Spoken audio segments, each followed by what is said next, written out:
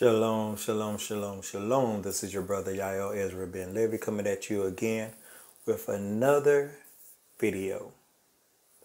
This is a part of my Mr. Matthew series. On this series, I am about debunking the so-called Messianic prophecies that are found in the book of St. Matthew. This one today will be featuring the Messianic prophecy found in St. Matthew chapter 2. I'm going to start in verse 1. So let us begin.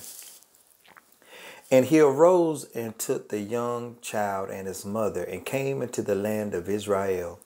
But when he had heard that Archelaus did reign in Judea in the room of his father Herod, he was afraid to go hither. Notwithstanding, being warned of God in a dream, he turned aside into the parts of Galilee. And he came and dwelled in a city called Nazareth, that it might be fulfilled which was spoken by the prophets, he shall be called a Nazarene. Okay. Now, yes, see, is that true? Now, this King James I have is a reference Bible. Give references to what something is being gleaned from. And they give two verses that's supposed to be these prophecies that the author of Matthew is referring to when it said it is fulfill what was spoken by the prophets. Yeah, so yes, see, is this talking about Jesus being called a Nazarene? The first one is Judges 13 and 5. So let us go to Judges 13 and 5. And let's see what it is saying. Judges 13 and 5.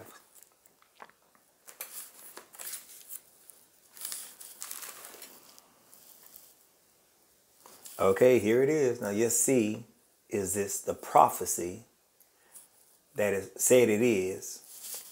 Okay, here it is. This is Judges chapter 13, verse 5.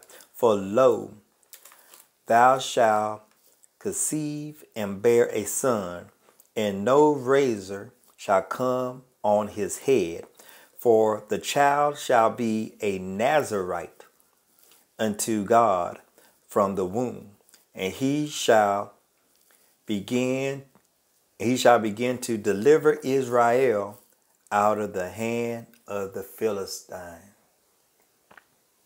So you see this right here is talking about the Nazarite. Someone taking on the Nazarite vow. Not talking about someone that is living in a place called Nazareth. That is why he is called a Nazarene. So we can see this is just flat out a lie. And I love one thing about what it says in Matthew. Most of the time it will give the name of the prophet that said it. On this one, it didn't even bother to give a name of a prophet because a prophet didn't even say it. Now let's go to the second so-called confirmation of this thing is in 1 Samuel.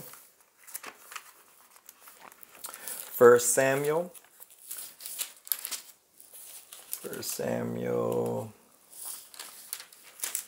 I believe it's 11:1. Let me double check this real quick.